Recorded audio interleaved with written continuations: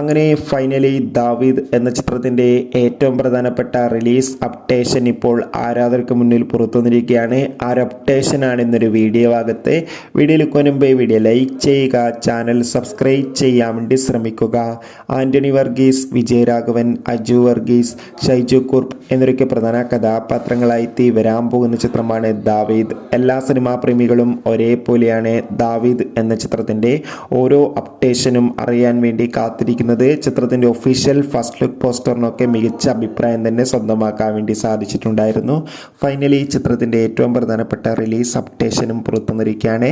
ദാവീദ് എന്ന ചിത്രം ഈ വരുന്ന 2025 ഫെബ്രുവരി മാസം 12-ാം തീയതി തിയേറ്ററുകളിൽ റിലീസ് ചെയ്യുമെന്നാണ് ഇപ്പോൾ റിപ്പോർട്ടുകൾ സൂചിപ്പിക്കുന്നത്.